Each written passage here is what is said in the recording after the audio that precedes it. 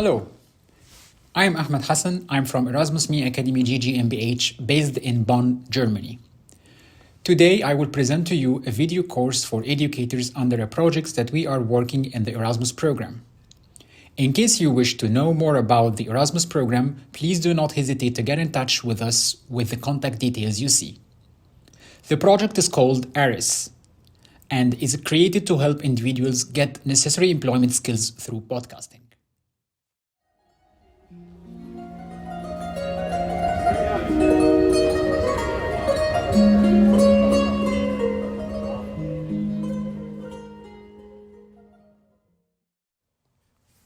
Chapter 1: Introduction to Podcasting. Immersed and present in the content they are listening to without distractions, in a mental space where they can be completely concentrated. This is how users experience listening to digital audio, an action they perform during a walk or at home while doing household chores. It is a condition that embodies an attention and involvement that are difficult to find in other contexts. New Euro Insight measured the brain activity of users who listen to different types of audio, and it turned out that by listening to podcast, engagement is up to 27% over social media, 23% over TV, and 9% over digital video, and also transnational audio media. Podcasts therefore drive what can be defined as digital infotainment with constantly growing numbers.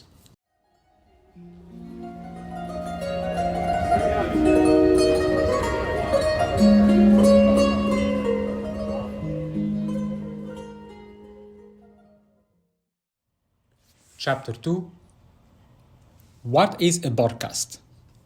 It is a technology that allows listening to audio files on the internet through the distribution of updates called RSS feeds, to which a user can subscribe.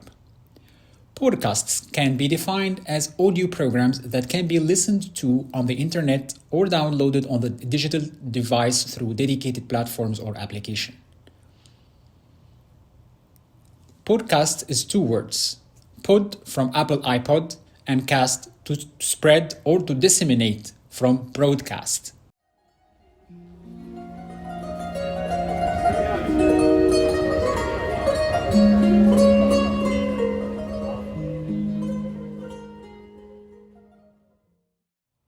Chapter 3: The Origins.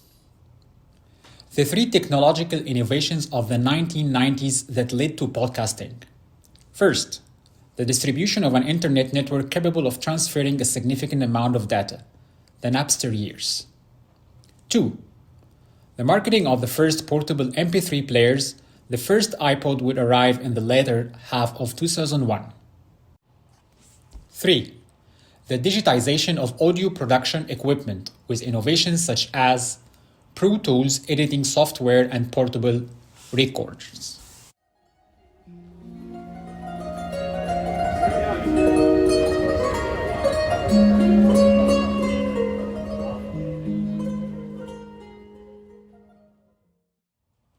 Chapter 4: Podcasts versus radio. At the basis of traditional radio is the diffusion of a sound signal over the air, without going through cables. For this to happen, there must be something that transforms sound into electromagnetic signal, for example, microphone, an emitter that sends the signal into the ether, a receiver that captures the signal, and another object, the cone of speaker, that transforms the signal back into sound that our ears can hear. With podcasting, on the other hand, the signal is replaced by an elaboration of sound in numbers. This set of numbers become an audio file while it's placed on a server. The location address of that file is inserted into a database. This is the RSS feed, a sort of shopping list in which it is possible to insert a series of information related to that audio file, and which is automatically updated every time we load a new file. The receiver, or rather the listener, must reach that address, download a file, or his own computer, MP3 player, or smartphone, start it and start listening. Other differences. In podcasting, we cannot transmit live sound, but we have to upload an audio product to the network which must already exist, already be finished and ready to be listened to. And this moves to the relation between podcasts and radio to another level.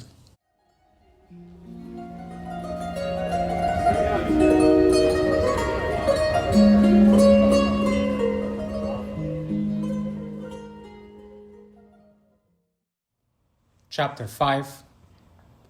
Where does the success of podcasts come from?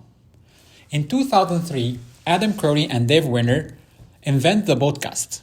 At that time, Adam was a former MTV VJ with a passion for technology, and he wanted to find an easy and automatic way to download and listen to an audio files he published on the web.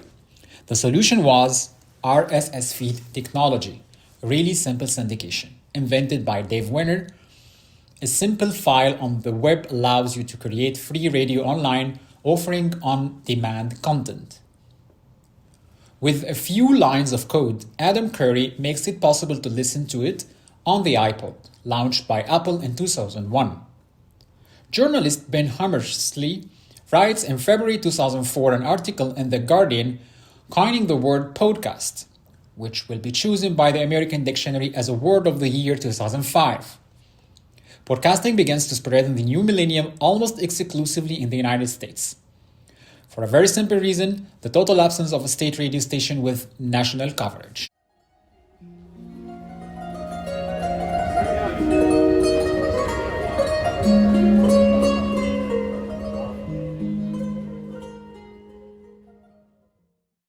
Chapter 6. From the USA to the world. USA did not have a national radio station. This helped augment the popularity of podcasts. Today, musicians, artists, talk shows use podcasts. People without IT skills are able to use the idea to publish podcasts with web services and platforms. The popularity has been augmented through Apple creating and pre-installing the Apple Podcasts app since 2012. In 2016 was a big turning point. Episodic nature of podcasting developed, and the cost of producing and developing was a tenth of a radio program.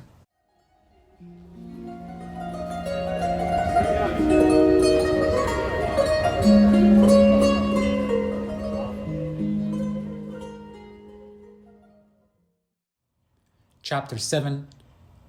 The podcasting market. Market growth attracts companies. The first companies specializing in audiobooks which insert podcasts in their platforms are Storytel and Audible. Aware of the attractive power of content to listen to, Spotify decides to expand its offer by combining music with podcasts and is soon followed by other digital entertainment companies. Thus, began the policy of acquisition of podcasts procedures. In 2019, Spotify acquires Gimlet and Anchor. In 2020, Amazon acquires Wondery and Spotify acquires Megaphone. In 2021, Amazon acquires Art19 after integrating podcasts into Amazon Music. Finally, Apple Podcasts also introduces an important innovation for publishers' subscription podcasts. Thus, begins the gold rush in the world of podcasting.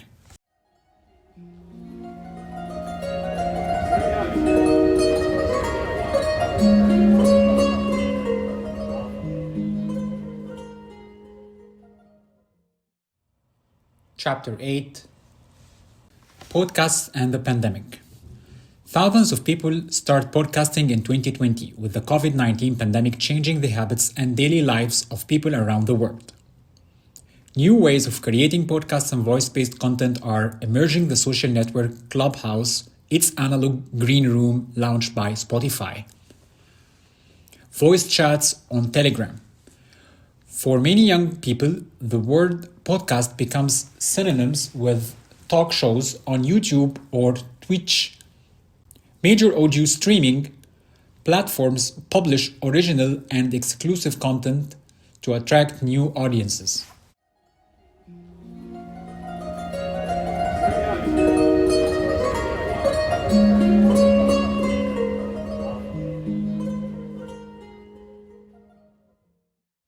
Chapter 9. Podcasts and Education. Universities, museums, schools, etc. are examples of institutions where there is a need of continuous training. Podcasts could help in the re-listening of various courses to help weaker students grasp ideas better. Certain podcasts could be created on one topic to help students understand items better. In a curated museum exhibition, each item could have a dedicated podcast episode under a series. It is flexible, versatile, and a high appreciated tool by the new generations.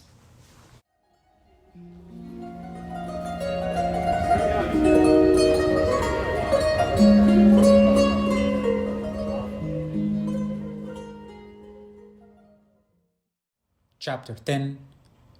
Benefits of podcasting for education and the ARIS idea. The project ARIS is thought about as a tool that is capable of stimulating active learning, team spirit, interdisciplinary research work, the ability to re-elaborate a theme in a creative and efficient way, where individuals can try their hand at creating a podcast on a study topic or on a general theme, can be used at a school or even in accompanying young adults towards employability, and can be a tool of transmitting knowledge and skills.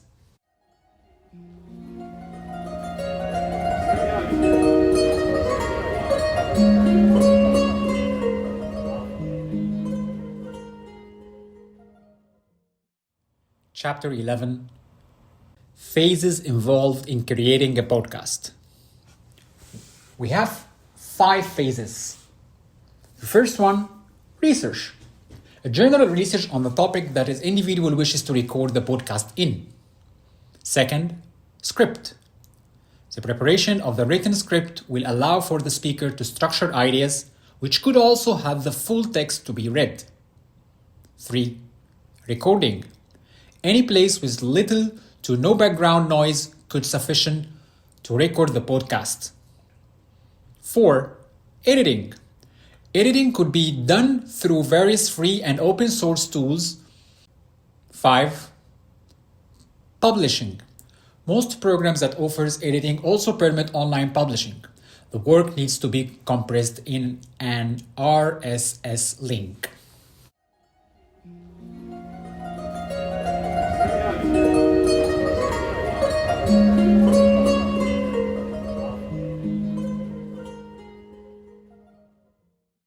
Chapter 12. The methodology of constructive communication. The methodology chosen to create the ARIS podcasts is that of constructive communication or of solutions based on this. Information will be thought starting from the analysis of a problem to then study the process, good practices, experiment, or the existing role models, always indicating possible solutions, or at least advise indications. This will open up the possibility for young adults involved to imagine and therefore also to build a different future compared to a mainstream narrative too, linked to focusing on problems or making them spectacular. Changing the point of view will activate what UNESCO has indicated as one of the key competences of the 21st century, futures literacy.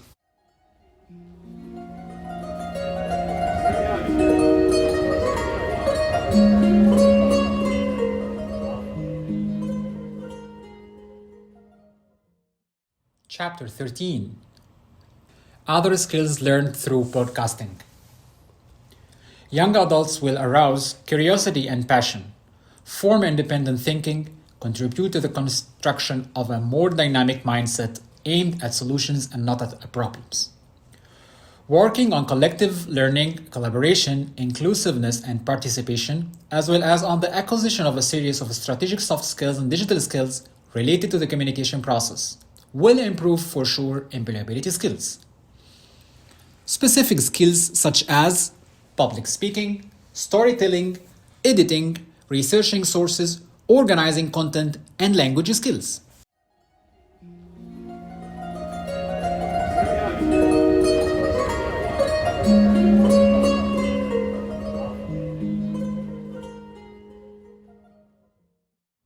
Chapter 14.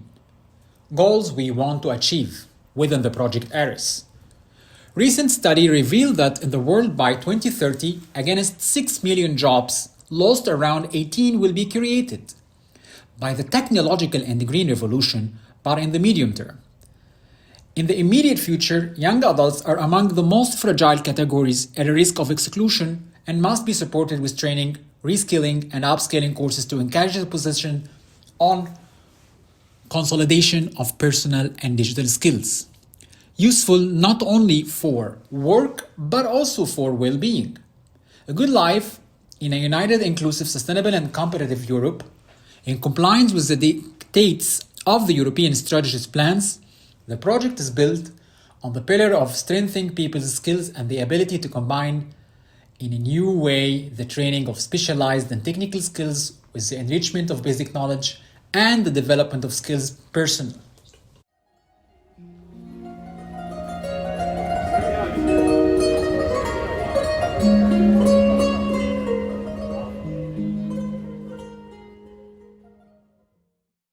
Chapter 15. What an educator can do to motivate young adults. First of all, understand the context of supporting, highlighting the beauty of teamwork, much in demand by the company, the skills that will be acquired in the learning by doing process, motivation, which is on the communication process, helping to decrease fences to open up to others, to collaborate, to meet new interesting people, to be more employable, given that effective and empathetic communication is one of the skills most appreciated by the organizations looking to hire. Steps to create the podcast, urging young adults to carry out in-depth research, to exercise a critical spirit, to confront each other, to bring out more points of view. The educator has the task of evaluating the final product, but without being excessively severe. This would be the first try for many individuals, hence, the words should be motivational by pointing scope for improvement.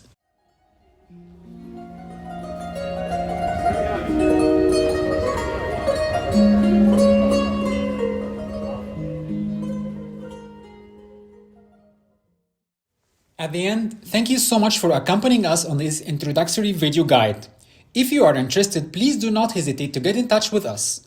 The Erasmus program has excellent opportunities for every age group. Thank you so much.